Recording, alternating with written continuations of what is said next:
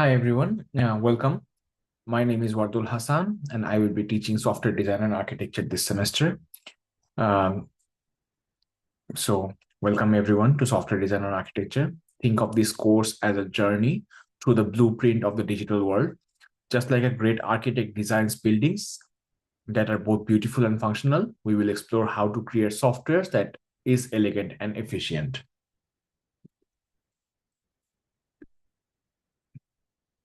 So first we will go over the overview of software design and architecture.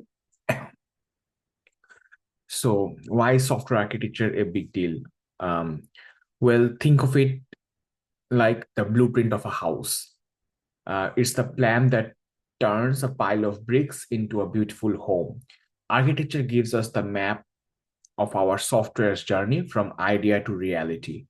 It helps us decide on the big stuff early, what our software will look like, how it will behave, and how all the pieces will fit together. It's like planning a road trip. You want to know where you are going and how you will get there. So, are you guys ready to hit the road? So, what's our mission here? Our goal of software design is like being a detective and an artist rolled into one. We need to create something that ticks all the boxes for what our customer wants, making sure the final product is exactly what users need. Now, why is architecture design so crucial? Imagine building a skyscraper. Without a solid plan, it could crumble. As our software grows in size and complexity, a good architecture design keeps things organized, making it easier to maintain and upgrade. Think of it as your software safety net, ensuring it stands tall and strong no matter what.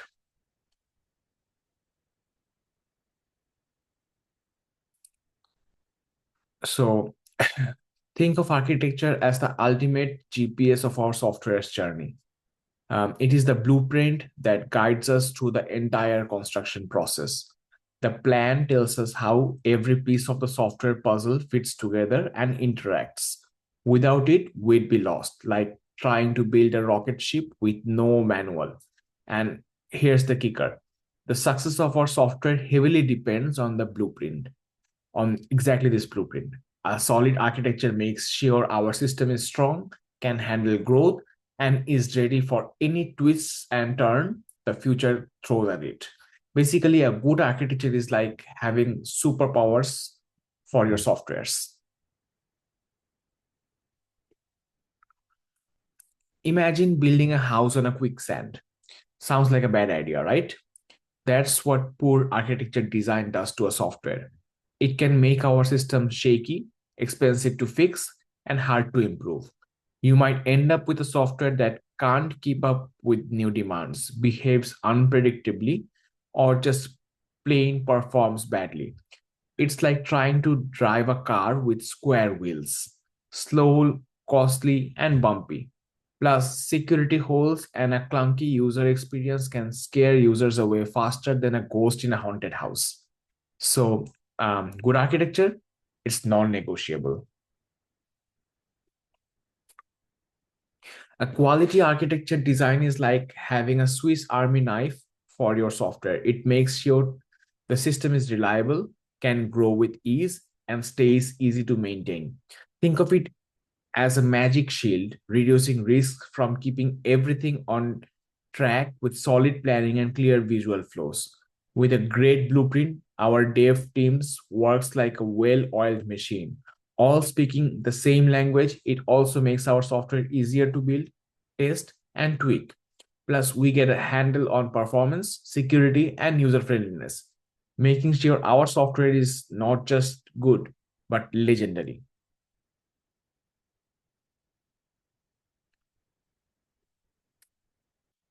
So, welcome to the early phase of the software development lifecycle, or SDLC in short, where the magic happens. Software design, this is where we roll up our sleeves and start shaping our system, making sure it looks good on paper before going into full on production mode. Think of it like sketching before painting. The software development lifecycle is like a recipe for success. First, we gather all the ingredients, that is requirement analysis. Then we design the dish. That phase is basically architecture and detailed design. Next, we cook it up. So it's basically development and implementation. And finally, we test and tweak. This is basically testing the software, quality assurance, and maintenance. Ready to whip up some awesome software? So let's talk about software requirements specification, or SRS for short. Our guide to what the software needs to do. Imagine it is a wish list from our customers. It covers two key areas: functional requirements, which spell out what our software should do, like how it should react to specific inputs and handle certain situations. Then we have non functional requirements, which are all about the how, that is, performance, security, usability, scalability, reliability, and so on. This set of quality standards for our system. The dashed box in figure 1.1, that's the playground of software design, where we figure out how to bring the SRS to life and make sure all these needs are met. This is where we turn wishes into reality.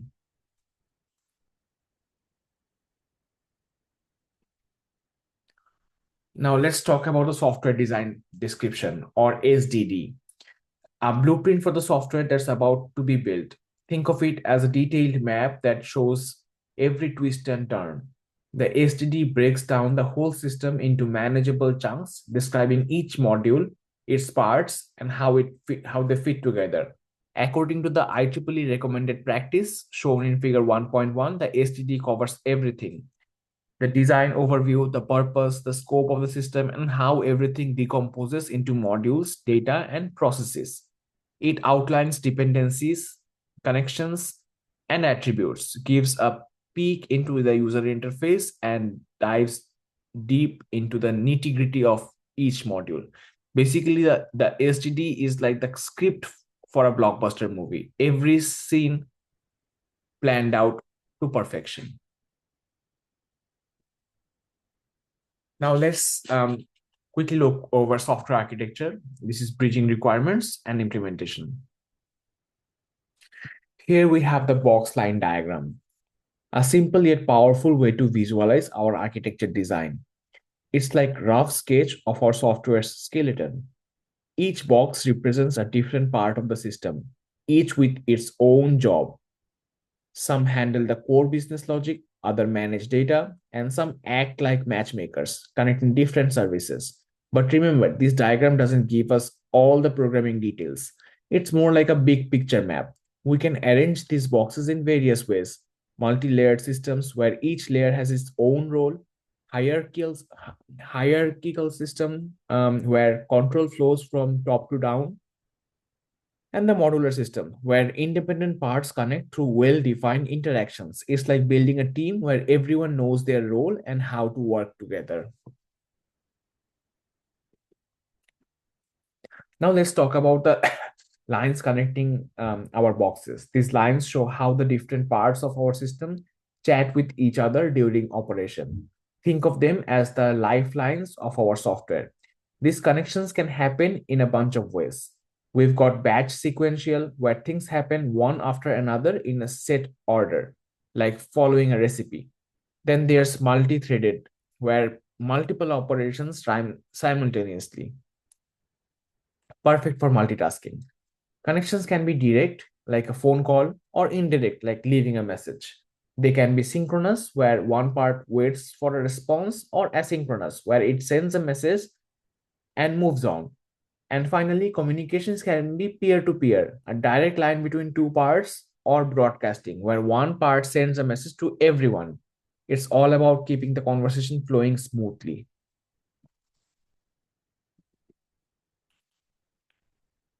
Software architecture are architects Software architects are like the masterminds behind a city's layout. They take the functional and non-functional requirements and map them onto the architecture design, making sure everything fits just right. But it doesn't stop there.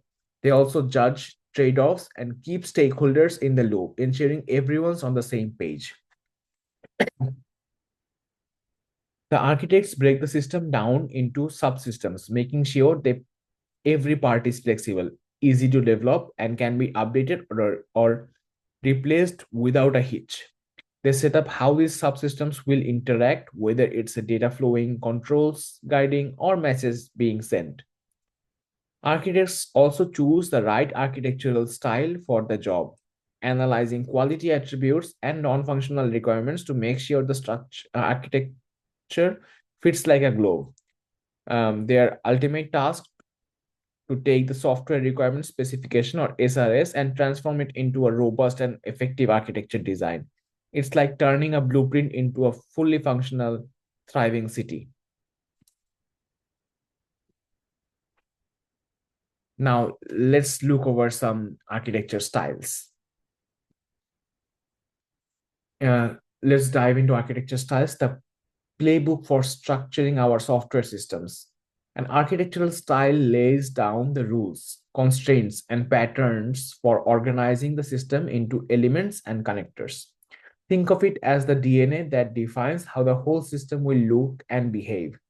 Key components of an architecture style include elements which they do heavy lifting by performing the necessary functions, connectors which are like bridges that enable elements to communicate and work together, constraints which are the rules that keep everything playing nicely, and attributes which spell out the pros and cons of the chosen structure. These components come together to guide how control flows, how data moves, or how our system operates as a cohesive whole. It's like setting the ground rules for an epic team sport. Think of these different playbooks for now. We can build and organize our software. First up, the data centric style. Well, the data store is the star of the show, constantly accessed and modified by other elements. Next, the data style, where data flows through the series of steps, getting transformed along the way, kind of like a production line. Then we have the call and return style, where we got a main program calling the shots, invoking various subprograms in a control hierarchy. Moving on the object oriented style, where our system is a bunch of objects, each with its own data and behavior, all interacting like a big happy family.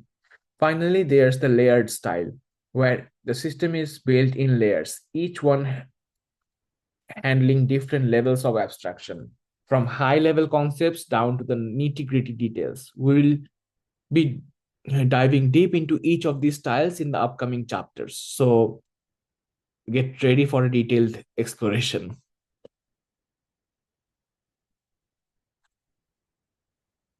Welcome to the world of multi tier architecture, a popular choice for distributed systems. This style typically involves three key elements, each with its own role to play. First, we have the client, which handles the user's interface. Next up is the middleware server, the brain of the operation. It processes those user requests, applies business logic, and communicates with the backend for data. Finally, there's the data server, the keeper of our data, managing queries and updates. These elements are all linked through a network, like the internet, allowing them to interact smoothly. Multi-tier architecture is a go-to for enterprise software because it balances tasks across different layers, making the system robust and scalable. Think of it as a well-organized team, each part doing its job to keep things running like a clockwork. Each architecture style isn't just about how things are organized. It's about promoting specific quality attributes that makes your software shine. Whether it's reliability, scalability, or usability, each style brings something special to the table. These styles offer patterns and methods that help us make sure our architecture stays true to the requirements. They provide tactics for better implementation, ensuring we are building a system that meets all its goals. From a theoretical standpoint, architecture style gives us a domain independent view of the software architecture. It's like having a universal language to describe and analyze different designs. No matter what type of system we're building, this abstraction helps us think big and create systems that are not only effective but also elegant and well organized.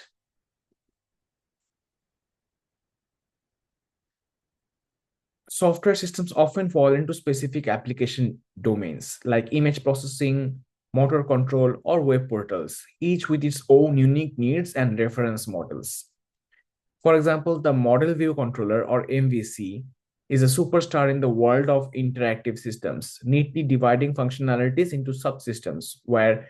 But here's where it gets interesting. A system doesn't have to stick to just one style, it can embrace heterogeneous architectures, combining multiple styles to get the best of all worlds. And just like a favorite pair of jeans, a good architecture style can fit more than one occasion. You might find the same style popping up in different application domains, proving that versatility is key in software design. It's all about finding the right mix to build the perfect system. So we will go over the remaining chapter 1 in our next videos. I'll post that video maybe the day after today or tomorrow.